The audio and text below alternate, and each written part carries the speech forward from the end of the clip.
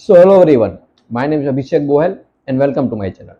तो आज के वीडियो में हम जिस टॉपिक के बारे में बात करने वाले हैं वो बहुत ही इंटरेस्टिंग टॉपिक है और इसका मतलब समझना इस उम्र में मतलब इस एज ग्रुप में बहुत ही ज़्यादा जरूरी है। और अगर आपने इसका मतलब सही से अभी इस वक्त समझ लिया तो आगे चल के आपके लिए बहुत ही ज़्यादा बेनिफिशियल ये बात होने वाली है, राइट।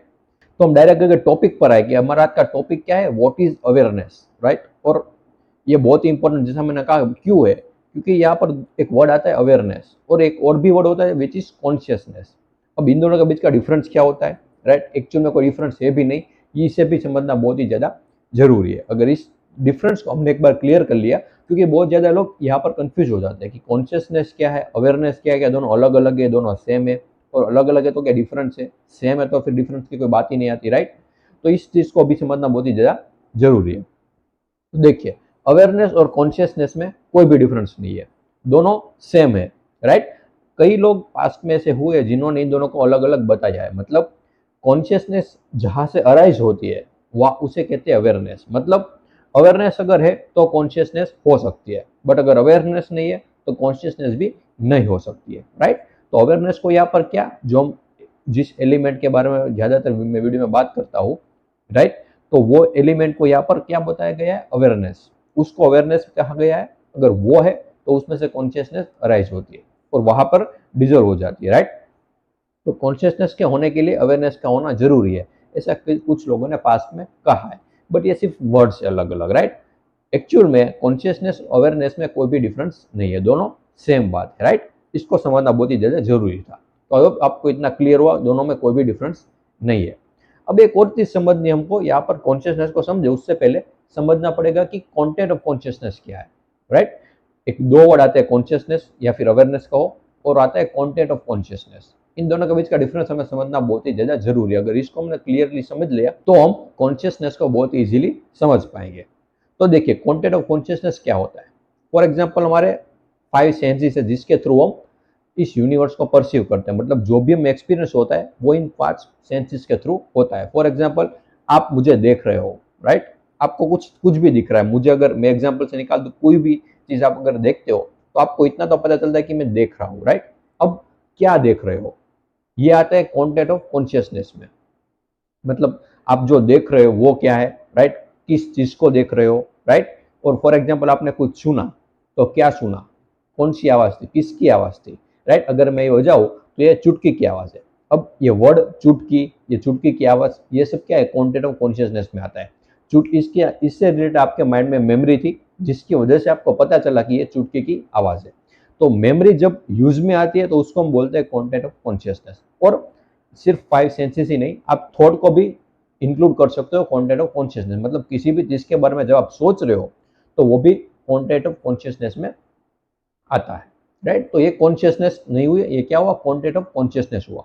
अब आई होप कि आपको इतना क्लियर हुआ कंटेंट ऑफ कॉन्शियसनेस क्या है। फॉर एग्जांपल, आपको किसी ने यहाँ पर टच किया, राइट, आपको पता चला टच किया। अब किसने टच किया, राइट, कौन था वो, तो ये क्या आता है, कंटेंट ऑफ कॉन्शियसनेस में आता है। मतलब जो ऑब्जेक्ट ऑफ परसेप्शन है उसके रिलेटेड जो भी नॉलेज, मतलब जो ऑब्जेक्ट ऑफ परसेप्शन है उससे रिलेटेड जो भी नॉलेज होगी, राइट, जो भी आप बोलोगे उसके बारे में, तो वो सब आता है कंटेंट ऑफ कॉन्शियसनेस में।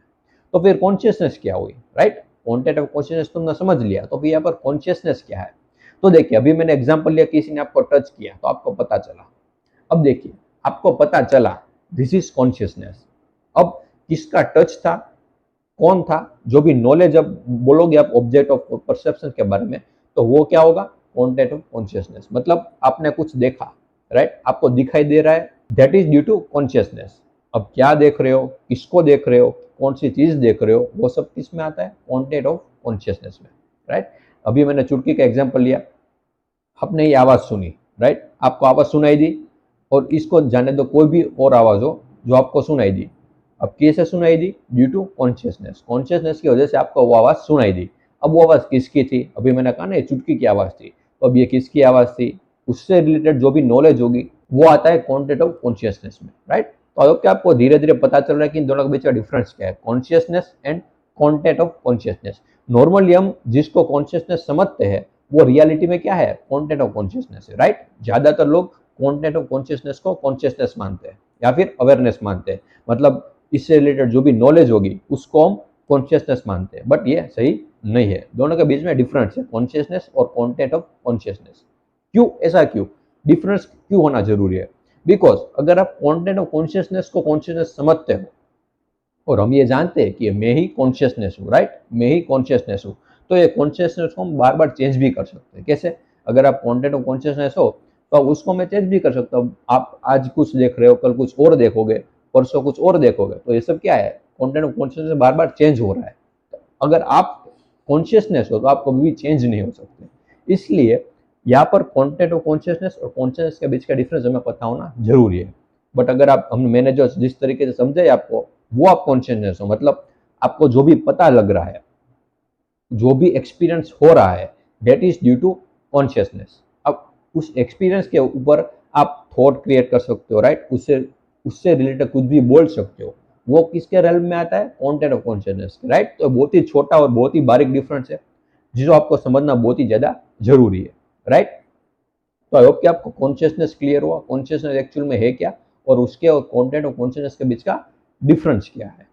तो अगर आप कॉन्शियसनेस हो तो आप कभी भी बदल नहीं सकते, राइट। और कंटेंट ऑफ कॉन्शियसनेस को मैं जब चाहूँ तब उसको मैं चेंज कर सकता हूँ। कॉन्शियसनेस कभी भी चेंज नहीं होती है, राइट। बिकॉज जब भी कोई आवाज करेगा तो आपको सुनाई देगा। अब ऐसा नहीं हो सकता कि वो आवाज करे आपको सुनाई ना दे, राइट, अनलेस एंड अनटिल आपको सुनने की प्रॉब्लम हो तो, राइट। अब वो किस में आता है? इंस्ट्रूमेंट में, मतलब आपकी जो बॉडी है उसमें कुछ प्रॉब्लम है जिसकी वजह से आपको सुनाई नहीं दे रहा है।